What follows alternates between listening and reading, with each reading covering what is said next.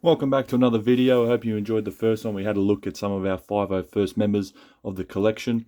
Today we're going to be looking at Geonosis, specifically the 3-arc episode in Star Wars: The Clone Wars, which covers the second Battle of Geonosis. And we're going to have a look at some of the figures that were produced as a result of that. The first episode was, of course, landing at Point Rain, and then the other two were the Legacy of Terror and the Weapons Factory. All three of those episodes showed us stuff that had not really before seen in any of the Clone Wars chronicles or any of the Star Wars chronology from there. Gave us a good look at stuff that Geonosians do, stuff that we hadn't seen before: the hive mind, the Queen, how they interact, how they work with the Separatists, which wasn't seen in the movies. But HASBRO was really on the ball with this. They produced some great characters, and the figures were fantastic themselves as well. A lot of the figures and characters that were created were not seen in the show all that much. As we have a look here, we've got some of the figures in the background. We've got the Commander Jet, who didn't appear in anything prior to the show, and he's since become a fan favourite and quite difficult to obtain. Back here, Battle Pack, which no one wanted when it was released, and now has since become quite valuable itself because no one wanted it. All the toy stores threw them out, which is the Geonosian on the Separatist Speeder. The Speeder bike itself is notoriously difficult to come across. Not many created, like I said, in the Battle Pack, and no one bought them at the time. And the one Geonosian itself in here, which comes with the, I'm not sure what you would call that, but the neck brace, I'll say. But then, of course, the wings as well. They have that. Return to the side here, we see the Undead Geonosian. Again, something that wasn't popular at all. No one bought them, no one collected them. They all got thrown out by the toy stores as stock that never sold. And here we are in a day where if you want to collect everything, it's a must-have for the Geonosis collection set. And to find one is easily over $50, $60 just to get one. And it's simply popular because it wasn't popular. Another mainstay in a Geonosian collection is the Boyle with Walker Battle Pack. Boyle himself, of course, appeared in the episode landing at Point Rain, but his Walker did not. The Walker itself is quite common to get. There's a lot of these battle packs were purchased by a lot of people. But to get one on itself without Boyle can be a little bit difficult because they're often sold together. They're always missing the antenna, which is found there. And the two other battle packs were these two here, which of course is the Specialist Clone Trooper here with the Geonosian. Not the same Geonosian found in the battle pack over here. You'll see this one's got the red dot in the middle and the neck brace. And this one here, no neck brace. Oops, sorry, here, this one here, no neck brace and a blue dot. So they're quite different. There's two variants of those. Most people, when they bought that battle pack, kept the Special Ops clone and then ditched the Geonosian. And now your chances of finding one are quite small. The second pack is, of course, Waxer with a standard Commander Battle Droid. Very popular, mass-produced and mass-purchased. Should have no difficulty finding any of those guys. But now let's have a look at the figures from the characters that were created. So the general that got the most exposure, I think, at landing at Point Rain, there was Kenobi and Skywalker, which are, in almost every single episode. But the one that we saw quite a fair bit of in this was, of course, Jedi General Ki-Adi-Mundi, or Ki-Adi-Mundi, as some people say. I don't think that's right, but we'll roll with it. The poor guy, when you zoom in and have a look at his eyes, looks like he hasn't slept in about a week. I know that's just the paint job, but the guy looks like he's doing it tough, needs a few Red Bulls to get through. He's just a standard figure. A lot of people found that his legs were quite difficult. As you can see there, it looks like he's had a double ACL and MCL blowout there. That's just how he stands. He was a fairly detailed figure in his clothing and design there. The lightsaber. It was a good character in general to watch. There was a part in there that I always focus on when I rewatch them, where he says to Yularen, there is no such thing as luck. And then later in the episode he says, well, with any luck, we will ... I always focus on that every time. I think that was a bit of poor script writing just there. Unless there's an intention to say, oh, geez, I really need luck. But of course, if he's got faith in the Force, he probably won't need it. So there's General Mundi there. Quite easy to obtain. But I've since found Not that I need to buy any myself, but when you look on eBay for him, he often comes with the incorrect lightsaber. You just got to double check that you get the right one. Some people sell them with just the generic one. I've had people show me their collections, and Ki-Adi-Mundi is holding a Anakin Skywalker lightsaber, and I thought, well, as long as he's got one, that's good, but he hasn't got the right one. So your figure is actually incomplete because it has the incorrect one. As we have a look just there. So we've got Ki-Adi-Mundi. The next figure that we saw quite a lot of with Ki-Adi-Mundi was the basic Specialist Ops clone. There's a lot of conjecture as to what unit they belong to. I've tried to do as much research as I can. I don't believe that these guys belong to the 21st Nova Corps, which is the only documented unit of clones that are under the command of Ki-Adi-Mundi. From what I can understand, these guys are 2/12th, and they're just in a desert style gear. It was mostly Cody and Kenobi's unit that bore the brunt of the troops being used on Geonosis for the second battle. With Ki-Adi-Mundi, he's only documented to have, of course, Commander Bakara and the 21st Nova Corps, who unfortunately, of course, kill him in the third movie. But from what I understand, these are all 2/12, so these, in my belief, are 2/12 Special Ops clones. What makes them so different, I'm not sure. Could be the availability of communications in the headset here. But they're quite a lovely figure. Quite difficult to come across now. Again, they only came in the one pack, being this one. But can be quite difficult to come across now, particularly at a good price. You're looking at about, I know here in Australia, $80, $90 each. So we grabbed as many as we could. I mentioned in the first episode, I used to live near a toy store in the country where no one bought any of them, and they just had these packets just for about 10 deep on the shelf, and they were only about $20. And I would save up and I would grab as many as I could. I walked away with about, of this packet, I would say about 8 of them. They're in storage. We've then got about 4 or 5 of these ones here. Didn't quite find as many of those. They said only at Target, but of course they were in the toy store, so I'm not sure what happened there. Must have had a good connection. They were generally Target exclusives, however, but if you were a small chain toy store business, I think it was offered to you as well, or you could buy them under that guise. But yeah, Special Ops clone, quite difficult to come across. Get as many as you can. And we'll put him just over here. The next figure that came in that pack was the Geonosian drone, which I imagine is just another word for grunt. He was, of course, very unpopular. No one wanted to get him, and I can understand why. They're almost impossible to pose. As you can see how we stood him up there. That took me a good 3 or 4 minutes to get that together. His gun is not the same as the other one.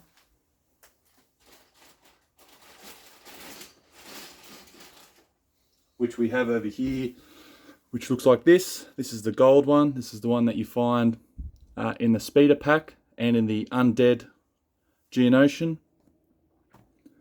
You can see these guys look quite different. The undead Geonosian and the Geonosian drone himself here were always quite unpopular. I always saw, particularly the undead Geonosian being the only figure left around on the shelves. It was usually him, Yoda, Anakin, and Kenobi, because everyone else had the other 3 and nobody wanted the Geonosian. I'm not sure why. I think it's the most articulated and detailed figure. Certainly one of the ones that they ever made. As you can see, it comes with the neck brace, the gun, all these articulation points, all the wings, everything like that. The face, incredibly detailed on the face. I thought that was silly for not producing kind of more of those. He came in a great line, as you can see. Came with Boba, Embo, Dra, and Quinlan Vos. Beautiful art on the back. I'm not sure why many people didn't want those, but again, there was heaps of those. I used to pick them up for $5 when they were reduced. About 9 of them now, and if I wanted to, we could probably knock them off for 30 or 40. Now, as we get back here, this is the blue dot variant. He comes in just the 2-pack with the Special Ops clone.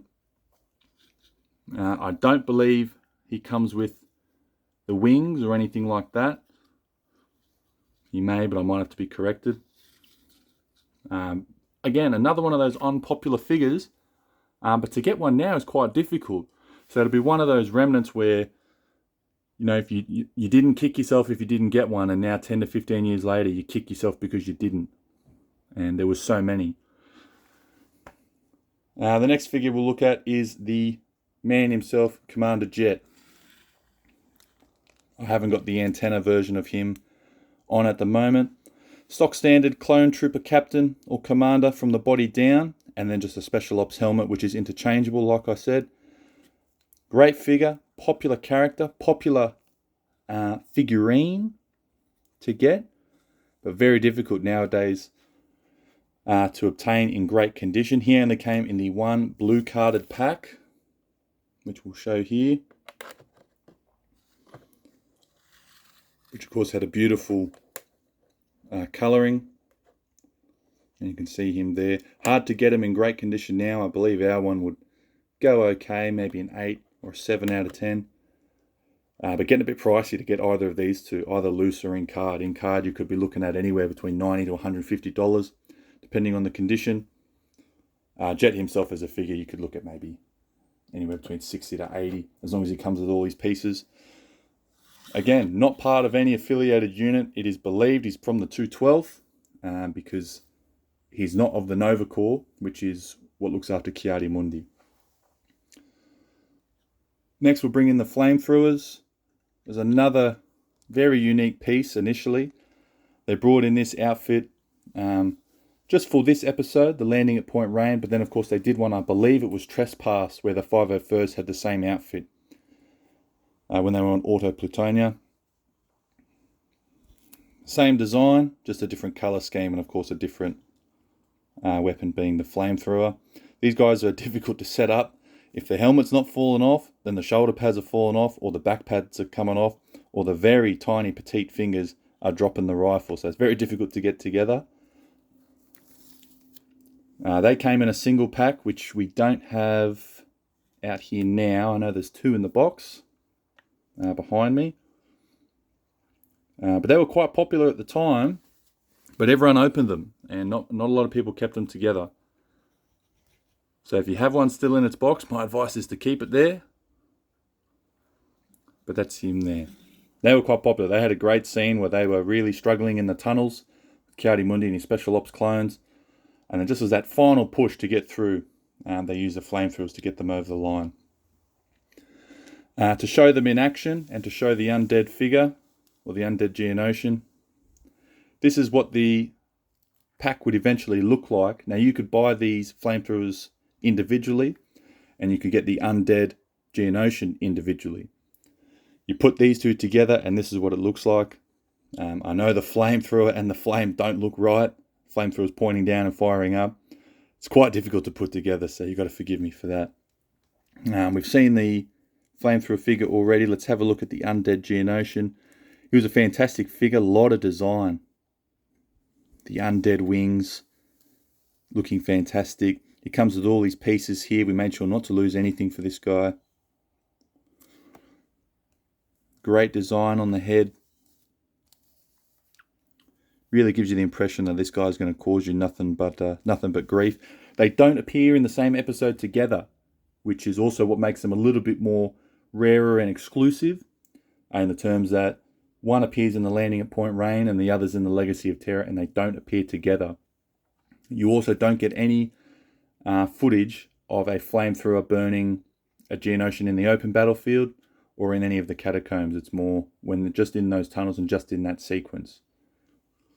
Which was quite gruesome for a kids' TV show that was PG at the time. And then you've got, I say bugs, but characters being burnt alive in an act of war. I would say a lot of people would say that gets an M rating nowadays, but Clone Wars breaking ground as they do. There is a second fire option that you get, which is just a long straight one. It's not quite as good. It's actually quite heavy. So as you attach it to the gun, the trooper just wants to dip down, and they eventually always fall over. So this option is always the good one, where it's the engulfing flame, but really captures a moment of action right there. And the last two will bring in, or the last three will bring in, I should say. We've got a standard 2/12 trooper in his Geonosian outfit, or what would likely be a desert outfit. He's a standard ARF trooper with quite a lot of articulation. Many of them appear in the show. A lot of people would have them. You can get them in the Battle Pack, which I don't have right here right now. But they come in the Geonosis Battle Pack, which I think came with a Kenobi and someone else in a 3-pack. Standard figure there, not a lot to look at. One coloured shoulder, one striped shoulder. Basic helmet. Good figure there. We bring in now Boyle on his Walker. Never saw the Walker in the show. Did they have a need for it? I don't think so. I think it would have made them just a bigger open target on the open battlefield when they're surrounded. Probably not needed, but a great figure. Nonetheless, you get the detail, of course, on Boyle. The Walker itself, pretty good colour design. They've used them since for different figure packs. I know they use them for what is commonly known as Commander Keeley, but it's not, but it has the ram's horns here. There's also a 501st one. There's also a generic one that comes with a clone ARF trooper or ARF trooper. That's probably one of the rarest ones to get because not a lot of people bought them at the time. As you can see, always issues with the antennas. They end up bending over. So there's Boyle there. We'll put him over here. Good figure. He had a lot of colour.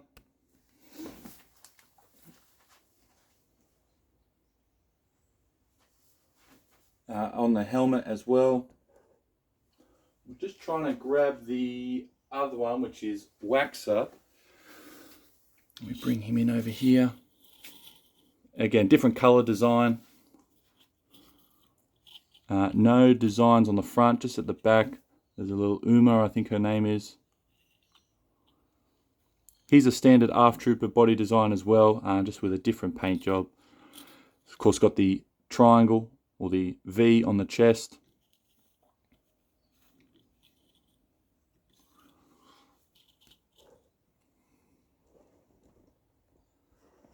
So that's the three of the generic ARF figures right there.